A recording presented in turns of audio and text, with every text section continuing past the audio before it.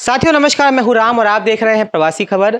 हमारे देश में लोकसभा के जो नतीजे आए हैं उसने सभी को चौंका दिया है और सभी को संतुष्ट भी किया है। इसी के सिलसिले में मैं आज शरद पवार गढ़ के एनसीपी के प्रवक्ता श्याम रावत के पास आया हूं। उनसे लोकसभा चुनाव के सभी रिजल्टों पर बात करने के लिए, उनके नज़रिए से लोकसभा चुनाव कैसा रहा और उसके ऊपर वो क्या टिप्पणी करना चाहेंगे, इसके ऊपर भी मैं उनसे खास बात करूंगा। तो सर, बड़े दिनों के बाद हमारे चैनल पे आपका बहुत बहुत स्वागत है। सबसे पहला सवाल मेरा यही रहेगा कि लोकसभा चुनाव के जो नतीजे हैं उनको आप किस तरह से देखते हो और किस नज़रिए से देखते हो, आपको क्या लगता है? बहुत बहुत शुक्रिया राम। कई दिनों के बाद आज आप मेरे बीच में आए हैं, मुझे संपर्क किया। अक्सर देखा जाता है कि मीरा भाईंदर शहर में जितने भी यूट्यूब चैनल के पत्रकार हैं वो विपक्ष के बाद आते ही नहीं हैं, और ये हमेशा मैंने कहा है कि आपको हमेशा विपक्षी राय लेनी चाहिए। एक तरफ़ा आपको अगर कुछ डिसीजन मिले तो उपयुक्त नहीं होता है। तो आपका आने के लिए बहुत बहुत शुक्रिया, और मैं उम्मीद करता हूँ कि मेरे पास न है लेकिन मीरा भाईंदर शहर के और कई सारे प्रवक्ता हैं जो विपक्ष में हैं, उनके पास यूट्यूबर चैनल को जरूर जाना चाहिए ताकि जनता के सामने पूरी ट्रांसपेरेंसी दिखे। रहा आपके सवालों का जवाब, लोकसभा में सन 2014 में भारतीय जनता पार्टी ने पूरी बहुमत के साथ 282 सीटें लाई थी। 2019 में 303, अब जाकर 241 सीटों पर सिमट गई। तो कहीं न कहीं इनकी नाकामी सामने आ गई। कहीं न कहीं भारतीय जनता पार्टी का अहंकार सामने आ गया, और जो इन्होंने डे वन से इन्होंने जो नारा लगाया था 400 पार, ये खुद ही जानते थे कि अब के बार ये 400 पार नहीं पहुंचेंगे। क्यों नहीं पहुंचेंगे उसका बहुत बड़ा रीज़न था। आपने देखा जाए सन 2014 में आने से पहले इन्होंने बड़े बड़े वादे जो किए थे, जो भी वादे किए थे जनता ने देखा। उन्होंने अपने कार्यकाल के जितने भी वादे किए थे उनको पूरा नहीं किया, उनके जनता के सामने रखा नहीं। और 2024 के चुनाव में इन्होंने सिर्फ और सिर्फ हिंदू मुसलमान की राजनीति की। कहीं न कहीं जनता को डराया गया, और कहीं न कहीं जनता से वादे किए गए कि मंगलसूत्र, भैंसे, आपके सोने, दागिने, और एक तरफ़ा इलेक्शन करने की कोशिश की गई। तो ये जनता ने इसका बहुत संगीन से ध्यान दिया, और जो भी वादे इन्होंने 2014 में किए थे, जैसे सिलेंडर, पेट्रोल और कई सारे बेरोजगारी की बातें, 15 लाख, काला धन वापस लाना, लोगों को न्याय देना, ऐसी सही बातें धरातल पे वैसे के वैसे ही रह गई, और इसका परिणाम आज जनता ने दिया।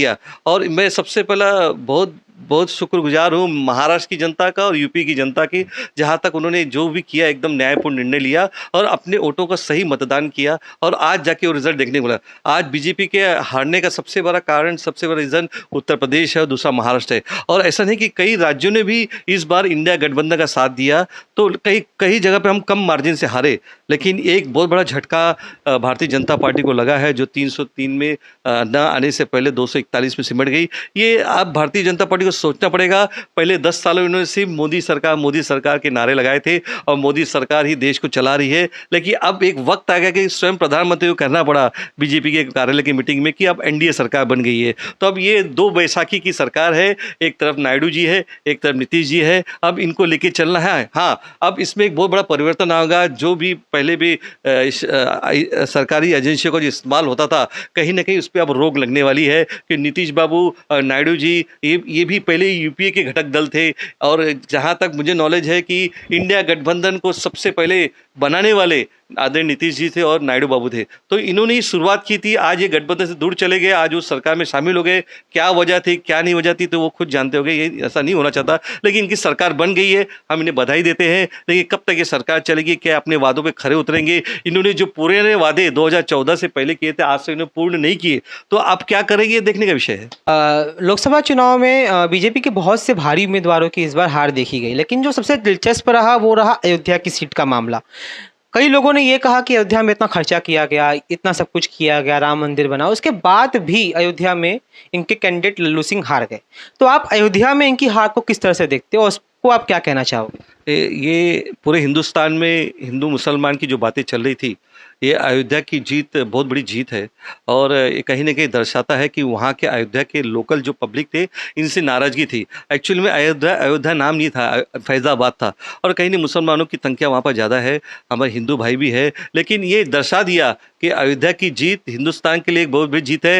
राम सभी के है, राम किसी एक जाति धर्म के नहीं है, राम के लिए सब समान है। अगर आपने जिस तरह से राम का उपयोग किया है, वो अयोध्या में आज देखने को मिला, और कहीं ना कहीं वहाँ के लोकल लोगों की ना जो डेवलपमेंट बढ़ा, डेवलपमेंट बढ़ने से, रास्ते चौड़े होने से बहुत के लिए जब वहाँ के लोगों को रोजगार नहीं मिली, कई बाहर के लोगों का इन्वेस्टमेंट हो गया, इन सब चीज़ों से कहीं पब्लिक त्रस्त थी। आज वो त्रस्त सामने आ गई और वो एक तरफा वोट अखिलेश जी ने वहाँ पर कैंपेनिंग की।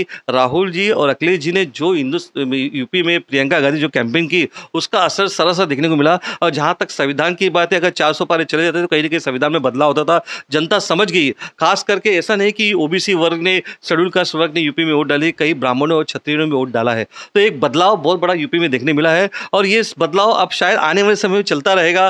और जिस तरह से इन्होंने वादों पे खरे नहीं उतरे, तो ये अयोध्या में एक उदाहरण था। अच्छा, आप जिस पार्टी से बिलोंग करते हैं एनसीपी, उसी का एक फैक्शन है, एक अलग पार्टी है शरद पवार की और एक है अजीत पवार की। तो इस बार अजीत पवार का जो महाराष्ट्र में खराब प्रदर्शन रहा, उसके लिए आप सबसे मुख्य कारण किस चीज़ को देखते हैं?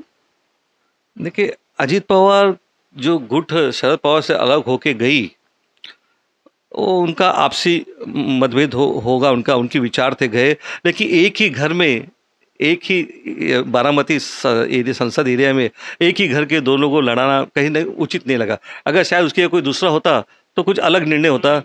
वाइफ को लड़ाया था। और हाँ, और बारामती हमेशा शरद पवार का और हमारे आदरणीय शरद पवार जी का गढ़ रहा है और बारामती को बनाने में सबसे बड़ा योगदान है। आज जब एक ही घर के लोग वहाँ चले गए तो सबसे बड़ा श्रेय तो शरद पवार को ही जाएगा हमारे। तो ये सबसे जनता वहाँ पे समझ गई थी कि जिस तरह सुप्रिया शिले सांसद रत्न कहा जाता है, हमेशा उन्होंने एक अवार्ड जीता है संसद में, एक अच्छी वक्ता है और हमेशा बारामती को ऊपर लाने में शरद चंद्र पवार जी का हाथ रहा है। तो बारामती से नहीं लड़ाते और कहीं और से लड़ाते तो शायद उनकी जीत जरूर होती। अच्छा, श्याम जी, इस पे एक सवाल और भी ये बनता है कि जैसे कि महाराष्ट्र में बीजेपी के दो सबसे बड़े गठबंधन या अजीत पवार हैं और एकनाथ शिंदे हैं, लेकिन दोनों को ही कैबिनेट में जगह नहीं मिली। यहाँ तक कि अजीत पवार ने जो उनको राज्य मंत्री का दर्जा मिला तो उन्होंने ठुकरा भी दिया, क्योंकि हम कैबिनेट में रह चुके हैं, तो अब राज्य मंत्री में कैसे आ सकते हैं। मतलब कहीं ना कहीं जो बीजेपी के अलायंस में लोग हैं वो नाराज ही चल रहे हैं अभी भी। देखिए, ये बहुत बड़ा मुद्दा है। ये शिंदे गठ को भी सोचना होगा और अजीत पवार जी को भी सोचना पड़ेगा। आपने इनसे गठबंधन किया, आपको क्या मिला? जबकि एक सीटों वाली अनुप्रिया पटेल सांसद, उनको मंत्री पद दिया गया। जीतन मांझी को मंत्री पद दिया गया, एक सीट वाली। चाहे 5 सीट तो चलो, उनको एक मंत्री राज्य मंत्री। आपके हिस्से में क्या आया? तो ये कहीं ना कहीं महाराष्ट्र के दोहरा व्यवहार है। आज साथ में होते तो कुछ अलग सीन होता, कुछ अलग होता। फिर भी मैं तो महाराष्ट्र की जनता का धन्यवाद करूँगा कि जिस तरह से पटकनी पटी है यहाँ पर, जिस तरह से उनको दिखाया गया। आज बीजेपी 9 सीट में सिमट गई, महाराष्ट्र में बहुत बड़ी बात है। आज शिंदे जी 8 सीट में सिमट गए और अजीत पवार जी 1 सीट में। तो ये कहीं ना कहीं उनको अब सोचना पड़ेगा कि बीजेपी के साथ जाने के बाद भी सिर्फ आपने हिंदुत्व का एजेंडा लिया कि हिंदुत्व हमें भी जागृत है। आज मैं भी हिंदू हूँ, हमारे पार्टी के लोग भी हिंदू है, सही है। हमने लेकिन सर्व धर्म समभाव का मुद्दा लिया था और महाराष्ट्र की जनता ने आज दिखा दिया कि महाविकास आघाड़ी आज भी सक्षम है, अपने कामों पे है। अच्छा, चलिए एक सवाल थोड़ा सरकारी संस्थानों पे भी हो जाए कि जैसे कि आज की खबर है अरुंधति रॉय के ऊपर, जो कि बहुत बड़ी फेमस ऑथर है, उनके ऊपर यूएपीए लगा दिया गया है। दिल्ली के उपराज्यपाल ने यूएपीए लगाने की अनुमति उनको दे दी है। तो क्या आपको लगता है कि ये जो नई सरकार बनी है इसमें सरकारी संस्थानों का, जैसे कि ईडी का, सीबीआई का, इन सब का प्रयोग पिछले 10 सालों से अब कम होगा? बिल्कुल होगा। पहले से ईडी, सीडी और जो भी सीआईडी और जो भी इनकम टैक्स है, इनका प्रचार बहुत कम होगा कि अब एक वन सरफा सरकार रही नहीं। अब बहुत हर चीज़ों का निर्णय अकेले ले नहीं सकते। और जहाँ तक अरुंधति रॉय का सवाल है, she is a famous author इस देश की है और कई देशों में उनका नाम है और हमेशा उन्होंने विपक्ष के अनुरोध ही बात किया है। लेकिन मुझे लगता नहीं कि उनको यूपीए डालना चाहिए था। अभी ये जुडिशल मैटर है, लेकिन एक वक्त ऐसा आएगा कि कुछ ना कुछ अलग निर्णय देश में देखने को मिलेगा। तो क्या आपको लगता है कि सरकारी संस्थानों का इस्तेमाल, ऐसा कहा जाता था कि सीबीआई, ईडी जो है ये सरकार की पोपट है, ये सरकार के लिए काम करती है, ऐसा संसद में बहुत से विपक्षी दल के सांसदों ने सवाल उठाए थे, आरोप लगाए थे। तो इस पर आप क्या देखते हैं, इसको किस नज़रिए से देखते हैं? नहीं, हर सरकार के राज्यों में इन सब चीज़ों का इस्तेमाल होता था, ऐसा मैं डिनाई नहीं करूँगा, लेकिन एक लिमिटेशन थी। इस बार पिछले 10 साल से, 5 साल से, 7 साल से जिस तरह से ईडी का इस्तेमाल हुआ है, तो कहीं ना कहीं पार्टियों को, लोग क्षत्रिय पार्टी को तोड़ने की कोशिश की, क्षेत्रीय पार्टी के नेताओं को दबाने की कोशिश की और दबा कर उन्हें अपने साथ लाने की कोशिश की। तो ये ईडी सीडी का, या ईडी सीडी महाराष्ट्र में भी ऐसा हुआ और गोवा में भी ऐसा हुआ। आप एमपी में जाएंगे, ऐसे कई राज्यों में ईडी का दुरुपयोग हुआ है, ऐसा नहीं हुआ। लेकिन आज तक देखिए उस किसी चीज़ों पर तथ्य मालूम नहीं पड़ा कि सच्चाई है, कौन सा नेता अंदर गया है बैठा है, ऐसा इस पर कोई फाइनलाइजेशन मिला नहीं। कई जगह का तो क्लीन चिट। अजीत दादा पवार पे भी बहुत सारे इल्ज़ाम लगे, 70,000 करोड़ का लगा, जैसे ही गए वहाँ पर तो आपको तो मालूम है पूरा दुनिया बोलती है इस बारे में, उस पे कहना भी योग्य नहीं होगा। लेकिन ये सब चीज़ें ईडी के माध्यम से कहीं न कहीं क्षेत्रीय दलों को दबाया गया, उनको खत्म करने की कोशिश की गई। यही हालत महाविकास आघाड़ी के साथ भी हुई थी, लेकिन महाविकास इन सब परिस्थितियों से निकली और कई लोग तो छोड़ के चले गए, लेकिन जो आज रुके हैं, आज हमारे साथ है। तो लेकिन आज हमने महाविकास आघाड़ी पूरे महाराष्ट्र में एक अच्छी हमने रिजल्ट आया है, अच्छी सीटें लाई है। तो इसका प्रभाव, ये हमारे गठबंधन का प्रभाव, इंडिया अलायंस का प्रभाव, मुझे पूर्ण विश्वास है आने वाले विधानसभा और नगर पालिका के चुनाव में भी देश में पड़ेगा। थोड़ा हम मीरा भाईंदर की भी बात करते हैं। मीरा भाईंदर मतलब मैं थाने लोकसभा की बात कर रहा हूँ। जिस तरीके से 2 बार एमपी रह चुके राजन बेचारे यहाँ पे हार गए, और एक नया कोई आदमी थाना से आकर के जिस तरीके से उसने बड़ी बहुमत से यहाँ पे जीत हासिल की, इनके हारने का और इनके जीतने का मतलब राजन बेचारे का माइनस पॉइंट और नरेश महसे का प्लस पॉइंट आपको क्या लगता है? ये तो बहुत ही सोचने का विषय है, इस पे हमें चिंतन करना पड़ेगा। और जहाँ तक इनके हारने की वजह जगत की, मीरा भाईंदर शहर में हाँ, थाने लोकसभा में स्पेशली मीरा भाईंदर हर एक जगह आप काउंटिंग करेंगे तो मीरा भाईंदर शहर में उत्तर भारतीयों की संख्या करीबन 22% है। और आज सभी जानते हैं कि मैक्सिमम उत्तर भारतीयों का रुझान बीजेपी की तरफ है। और इसमें से आप देखो, एक बदलाव आपने यूपी में देखा, उत्तर भारतीय हमारे यूपी भारतीयों ने किस तरह से सरकार को पलट दिया है। तो उत्तर भारतीयों की संख्या मीरा भाईंदर में ज़्यादा है, गुजराती माड़ियों की संख्या कुछ ज़्यादा है। तो इसमें जाके मुसलमानों ने अपना काम किया। और कुछ टेक्निकल जो इशू आए थे यहाँ पर इलेक्शन के चुनाव के वक्त, कई लोगों के नाम लिस्ट से गायब थे और कई जगह पर मतदान में देरी हो रही थी। ऐसी कई वजह, कहीं ना कहीं हमें स्टार प्रचारक हमारे कम पड़ गए, उनके बड़े बड़े नेता यहाँ पर आके गए। हाँ, दीप्ति से हमारे पर बहुत कम थे, लेकिन हमारे स्टार प्रचारक आदरणीय मुजफ्फर जी थे। I believe one of the best spoke person मेरे हिसाब से, तो अगर देखा जाए तो पूरे महाराष्ट्र में मैं ऐसा मानता हूँ कि मुजफ्फर जैसा स्पोक पर्सन बहुत रेयरली देखने मिलता है। 8 जगह उनको जवाब दे दी थी, जहाँ पर उन्होंने 7 जगह जीत बनाई। एक थाना लोकसभा हमारा रह गया, ये चिंतन का विषय है। और 2 टर्म ने निकाला, शायद इस वक्त इनकी जो कार्य करने की शैली में कहीं ना कहीं कमतरता आ गई थी। और हमने कार्यकर्ताओं ने भी उस हिसाब से अपना जोश दिखाया था, लेकिन जनता ने एक निर्णय दिया है तो उसको हम जरूर उनको नरेश मसीह को बधाई देता हूँ।